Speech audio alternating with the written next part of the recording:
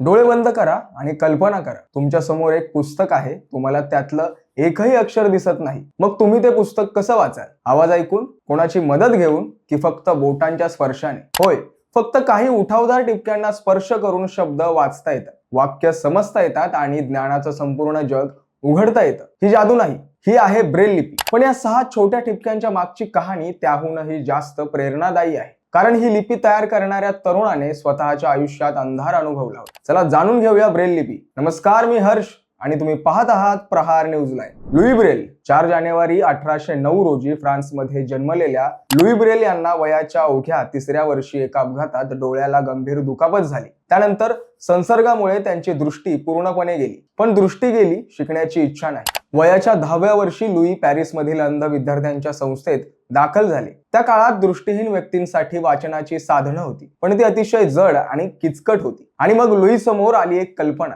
French लष्करातील captain Charles Barbier यांनी अंधारात सैनिकांना संदेश वाचता यावा म्हणून तयार केलेली नाईट रायटिंग नावाची पद्धत लुईंनी पाहिली.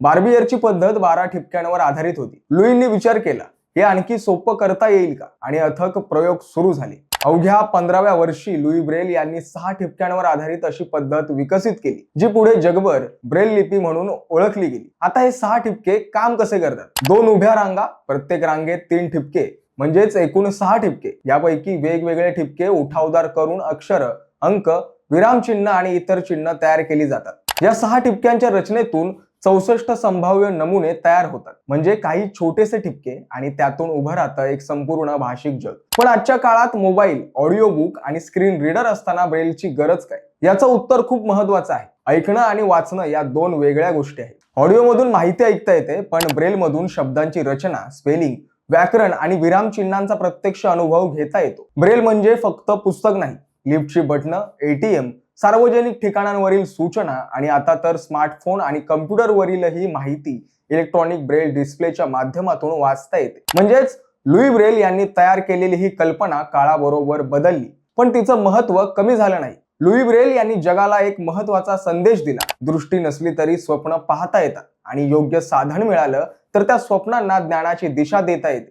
6 छोटे टिपके, पण त्यातून उघडलेलं जग मात्र अमर्याद. तुमच्या मते ब्रेल लिपीची खरी ताकद कुठे आहे? स्वावलंबनात की शिक्षणाच्या समान संधींमध्ये? कमेंटमध्ये नक्की सांगा. व्हिडिओ आवडला असेल तर लाईक करा, कमेंट करा, शेअर करा आणि प्रहार न्यूज लाईनला फॉलो करायला विसरू नका. धन्यवाद.